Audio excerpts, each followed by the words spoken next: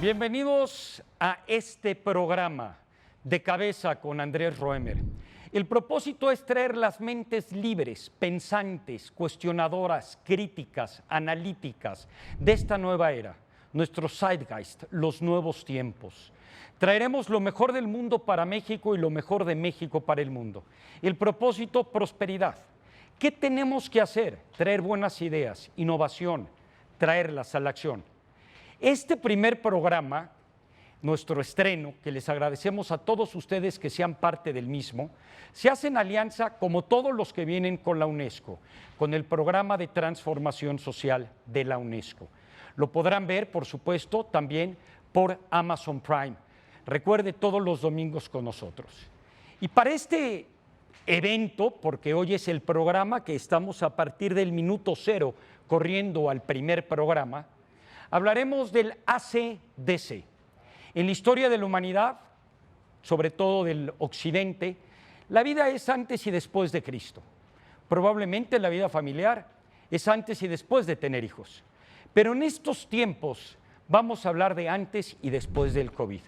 Por ello, hoy, como padrinos del programa, le insistí a tres mentes libres, libres pensadores, gente provocadora, gente que no se calla, que dice lo que piensa y hace lo que dice.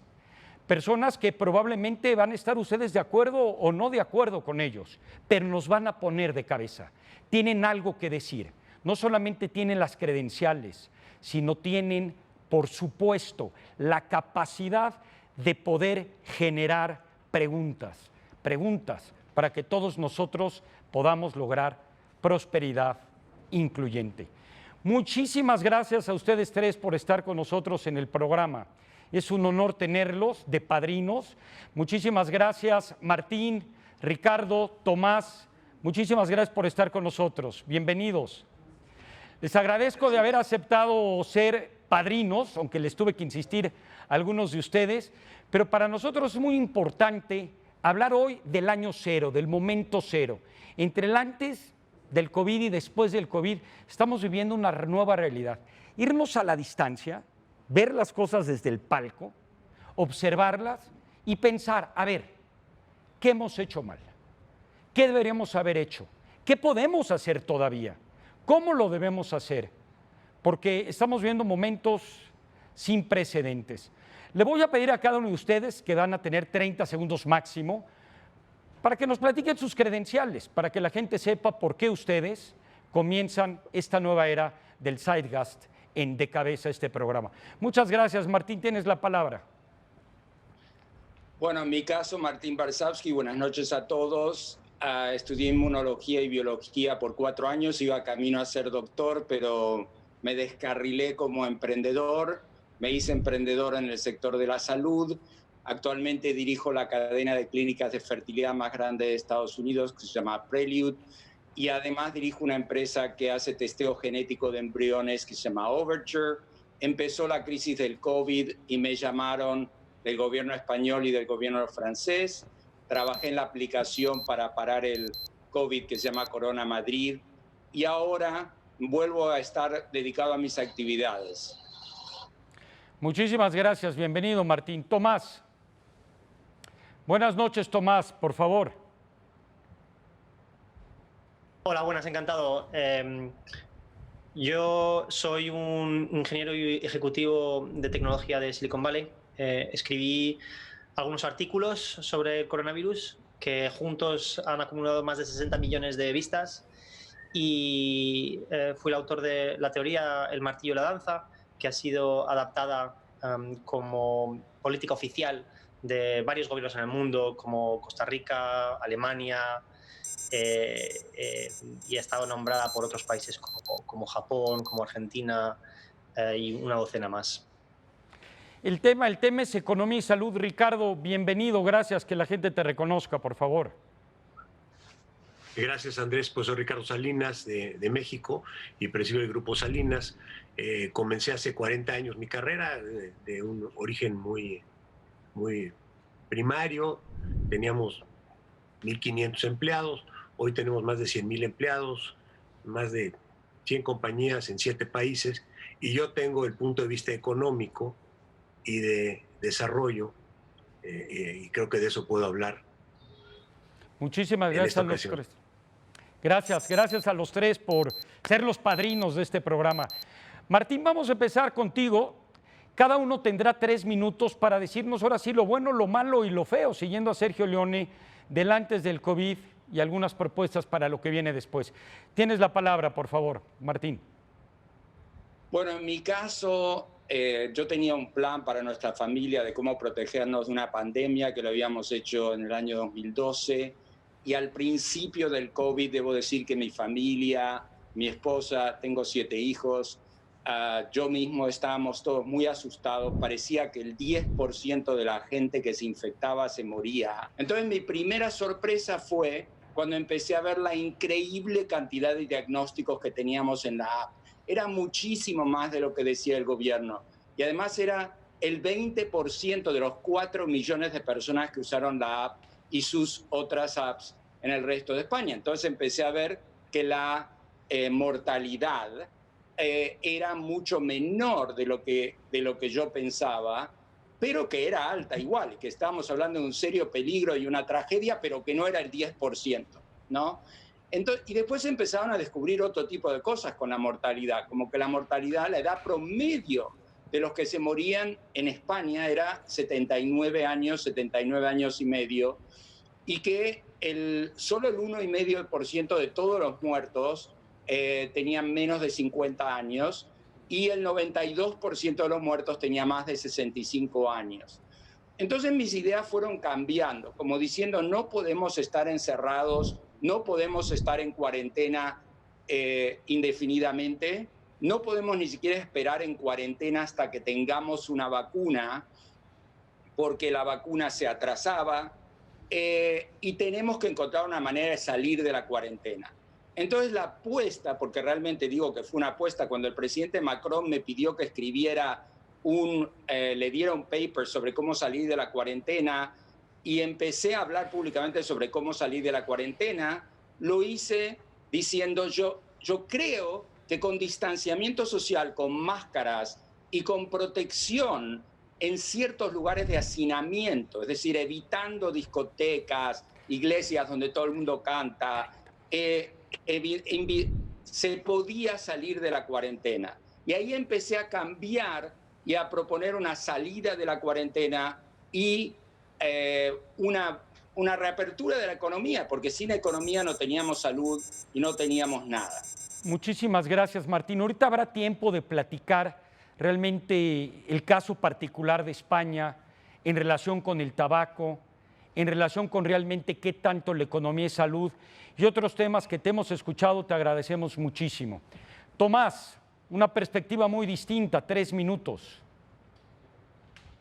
Hay que volver, creo que a marzo, cuando esto estaba explotando en el mundo entero.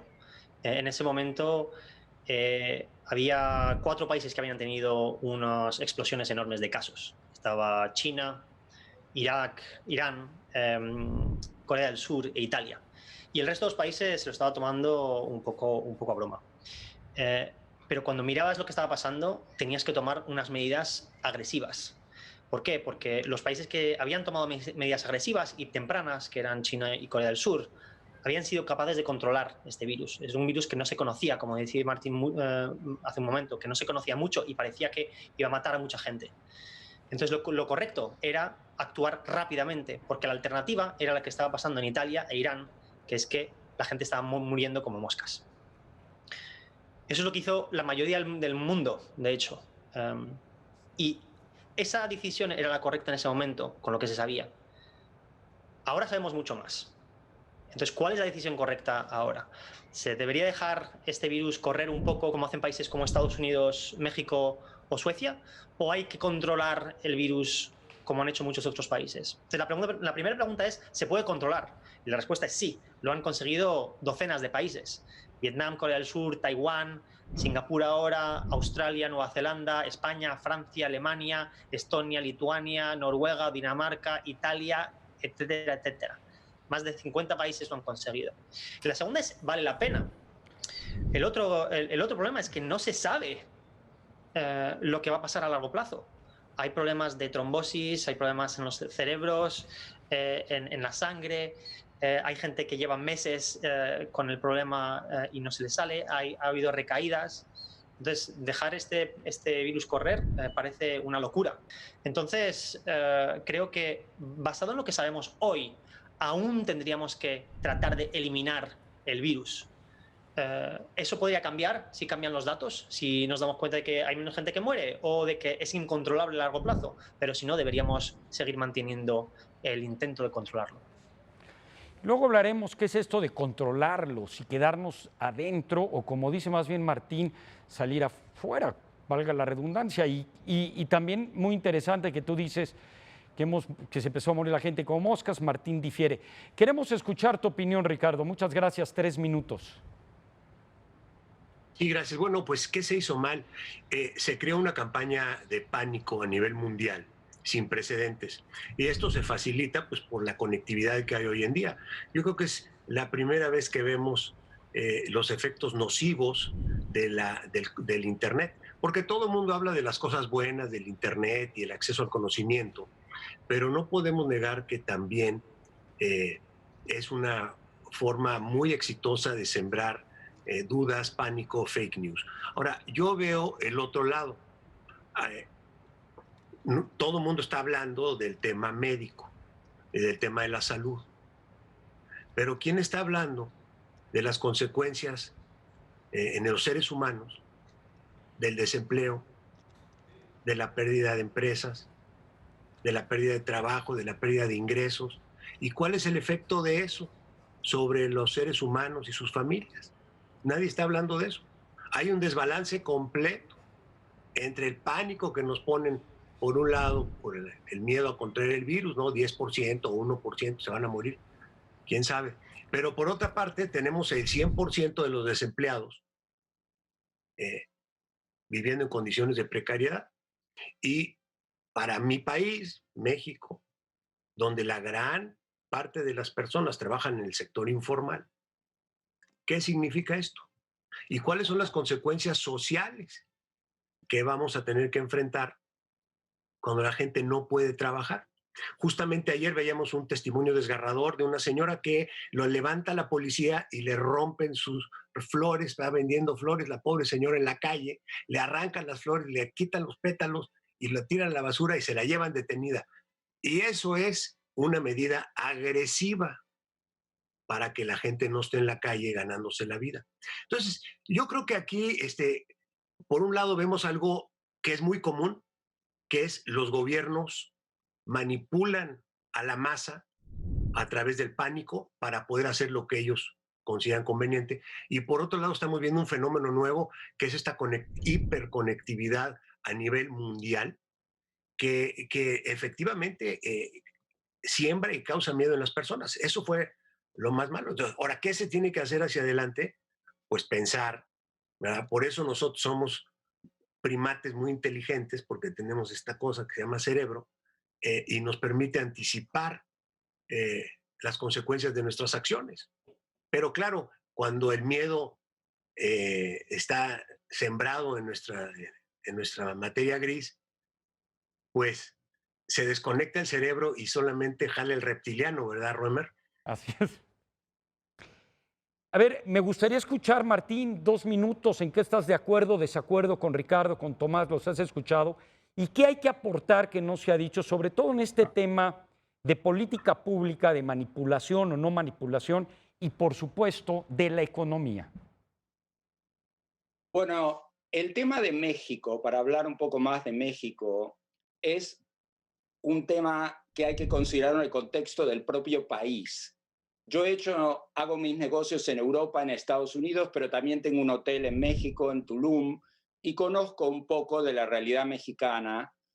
A mí me parece que no hay una receta común para todos los países, y donde estoy en desacuerdo con lo que dijo Tomás, es que a mí me parece como un lujo, como los países europeos se pueden permitir ciertas cosas que los países latinoamericanos lamentablemente no se pueden permitir, porque lamentablemente en Latinoamérica la situación ya es precaria antes del COVID.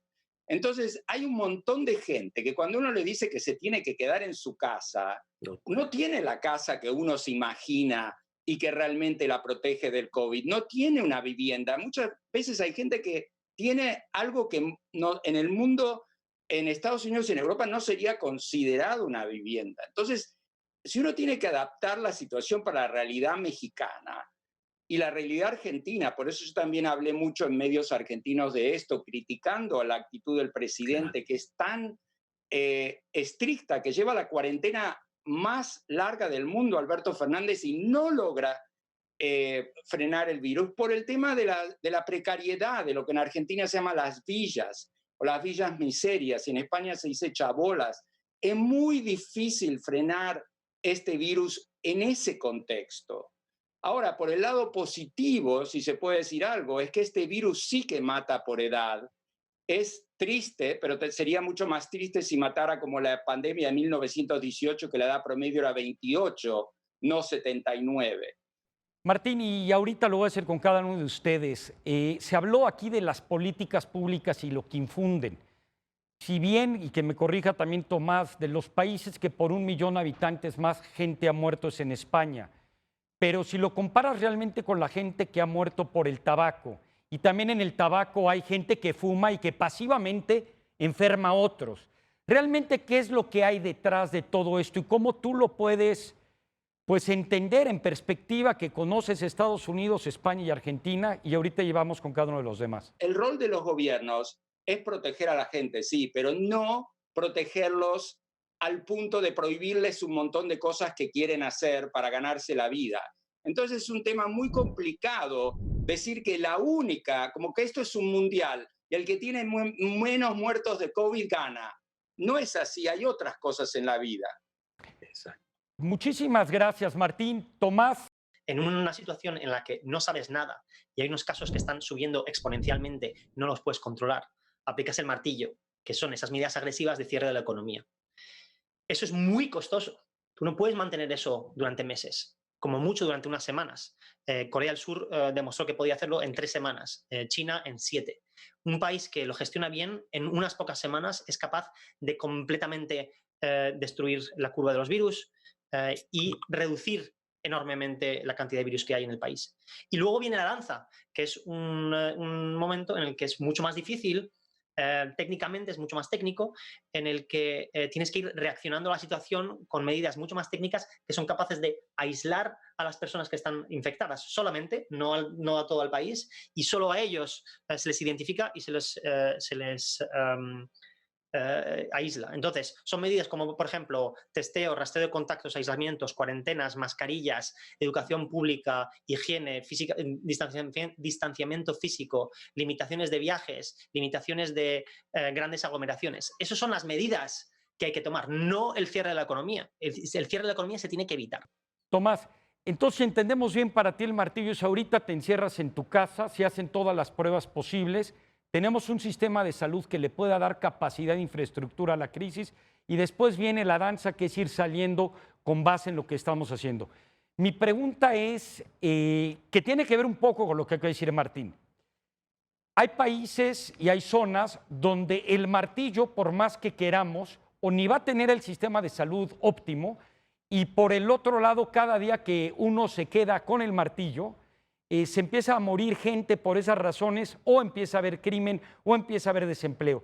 ¿Dónde hay un óptimo donde el martillo realmente hay que empezarlo a flexibilizar?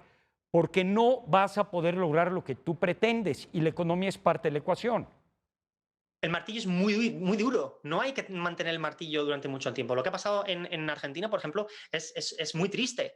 Ha pasado porque no se consiguió que tuviera éxito. Y estas medidas que digo son medidas que pueden hacer que funcione el martillo incluso en países pobres. Gracias, muchas gracias. Ricardo, ¿en qué estás de acuerdo y desacuerdo? ¿Y dónde hay que poner ahora sí que el punto de las is? Por favor. Bueno, es que esto del martillo es una cosa tremenda. Yo realmente voy a hablar por todos los que no estamos de acuerdo en que nos aplique el martillo. Nadie. Nadie tiene derecho a martillarnos en la cabeza. Esa es una autoridad que se adjudican los gobiernos sin ningún precedente legal y que va en contra de toda nuestra filosofía del Estado liberal democrático. No puedes tú pisotear las libertades de las personas como propone Martín con un martillo en la cabeza. Y las consecuencias de hacer eso son nefastas. Si bien China y Corea fueron los primeros en usar el martillo, para ellos es normal, porque esas son sociedades autoritarias que se desarrollan de una manera diferente a las sociedades occidentales.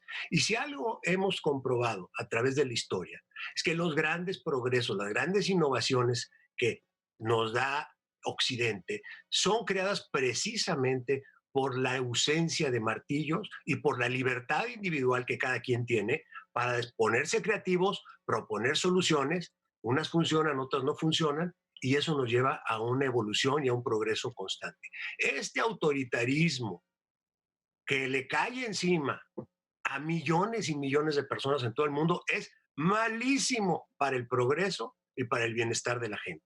Claro, Ricardo, y qué bueno que metes a la mesa el tema de la libertad, que es fundamental. Siguiendo lo que No, nos pues es decía que es central, porque ¿de qué se trata? O sea, todos los demás estamos aquí siendo receptores de todas estas medidas impuestas y no se ve el costo humano. ¿Quién habla por toda esa gente que se quedó sin comer?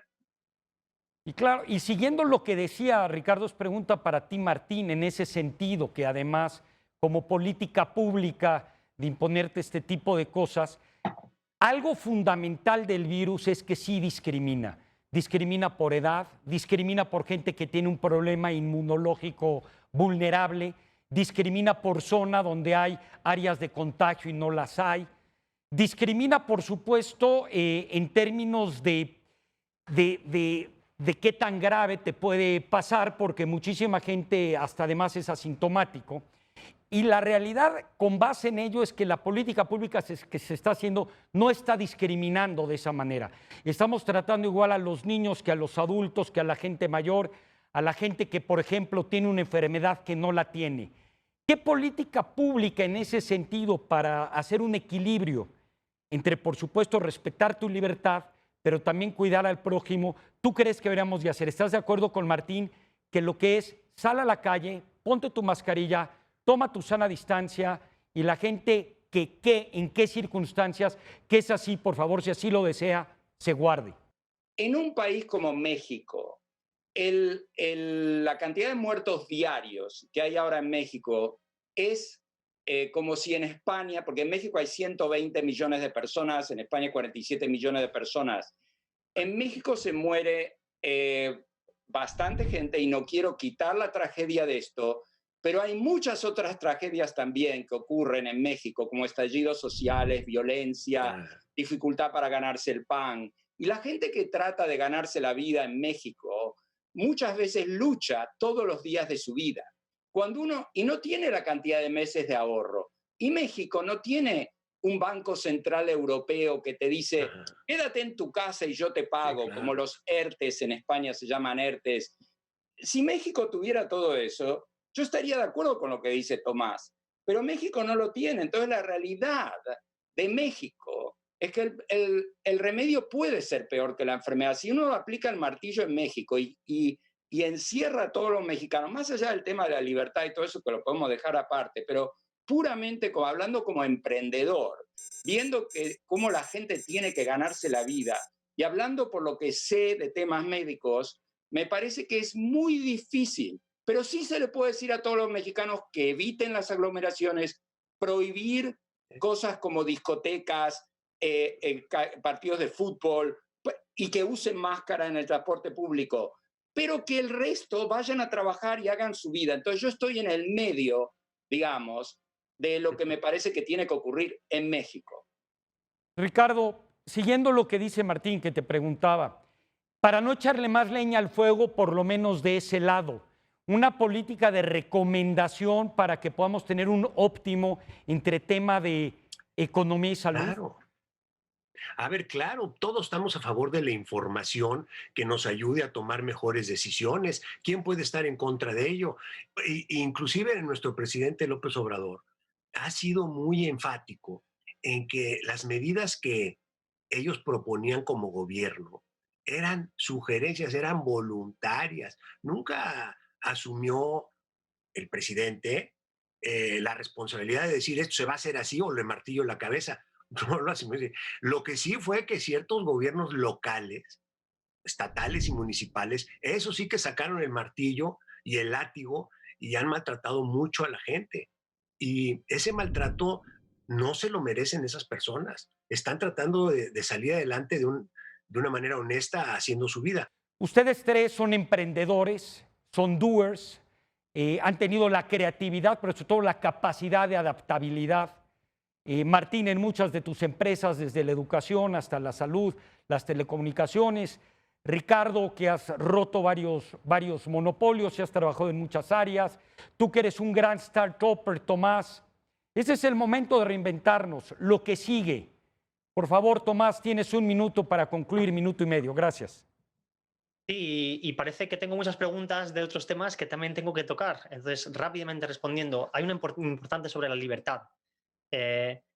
Corea del Sur no es un país autoritario. Taiwán no es un país autoritario. Europa no son países autoritarios. Todos ellos han conseguido controlar el virus y no son países autoritarios. Y la parte que es importante entender es que esto no es una cuestión de la libertad que tú tienes de hacer lo que quieras, sino la libertad que tienes de afectar a otros. Por ejemplo, ¿podemos ir a 200 kilómetros por hora en la carretera? No. Es una cuestión de libertad individual, sí, pero también es una cuestión de cómo puedes afectar a los demás, cómo los puedes matar. ¿Tienes la posibilidad de propagar el SIDA libremente? No, porque cuando tienes sexo sin protección puedes afectar a los demás y eso es un problema. Eso es lo que pasa con el coronavirus. No es una cuestión de libertad individual, es una cuestión de coordinación de grupo.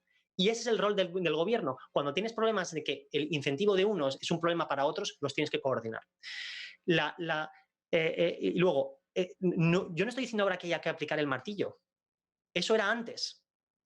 Ahora no hace falta, porque sabemos lo que hay que hacer para controlar el virus sin el martillo. Sabemos que si haces test, rastreo de contactos, aislamientos y cuarentenas, con eso reduces enormemente la cantidad de casos. Si tienes mascarillas y todo el mundo las llevas, enormemente. Higiene, salud pública, esas cosas son las que se tienen que hacer.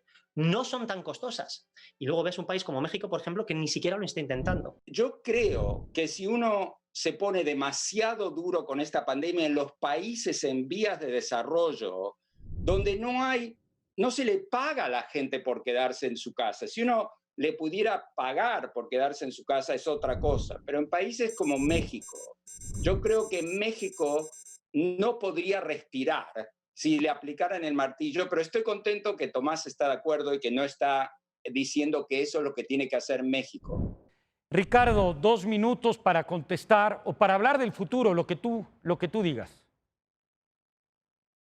Bueno, por supuesto que lo primero es que hay que salir del pánico. Yo todavía me sorprendo muchísimo porque veo que hay como un 20 o 30% de las personas por las encuestas que tenemos, de que todavía están en pánico resguardadas en sus casas y no salen. Me parece que el pánico siempre ha sido un muy mal consejero y particularmente en una cosa como esta, pues es una cosa totalmente inconveniente. Luego, entonces tenemos que continuar pensando y utilizando nuestra mente, que es nuestra herramienta más poderosa para esto. Segundo, el problema económico que se nos viene es épico, compañeros, porque esto de que, los alemanes nos prestaron la Reserva Federal, pues claro que no. Esto es la más pura y burda inflación. Mi amigo argentino sabe perfectamente cómo funciona esto. Es hacer dinero falso, falso porque no hay nada que lo respalde. Entonces, por eso la Reserva Federal creció su balance pues, de 3 trillones a 6 trillones y el Banco Central Europeo otro tanto y el Banco de Japón otro tanto y el Banco de Inglaterra otro tanto. Pero el punto fundamental es que esos costos los vamos a pagar entre todos. Y ese es el problema macro. Y el problema micro es que muchas empresas cerraron y no van a volver a abrir más. Porque es muy fácil destruir. Usted tiene un vaso, lo quiebra en un segundo, pero para hacer ese vaso, la cadena de fabricación que hay atrás es tremendamente larga, compleja, difícil. Entonces, apenas vamos a ver los efectos de estas malas decisiones políticas de cerrar todo, de irse a su casa y no trabajar, lo vamos a ver apenas y no va a estar simpático. A los tres les agradezco infinitamente esta riqueza de ideas. Nos dan y nos dejan muchas preguntas, nos aportan para pensar sobre el miedo, por qué lo sobreestimamos de esa manera cuando entendemos las estadísticas, pero por supuesto también los riesgos, sobre las políticas que hemos hecho bien o mal, por ayudarnos a entender que cada contexto en la política pública y en las propuestas debe ser diferenciado, reconocer y enfatizar lo que significa ser libre, la importancia, por supuesto, y vital de tomar la precaución sin generar esto de una manera equívoca y exagerada, y muchas otras ideas que han salido de este ACDC. Para mí, Andrés Roemer, un honor haberlos tenido de padrinos y pidiéndoles de favor que me permitan invitarlos a muchos otros programas. Tenemos mucho que aportar al mundo. Muchísimas gracias por su presencia, muchísimas gracias a la UNESCO por ser socios de este proyecto tan importante con ADN 40. Tengan una muy buena noche a los tres de ustedes. Gracias.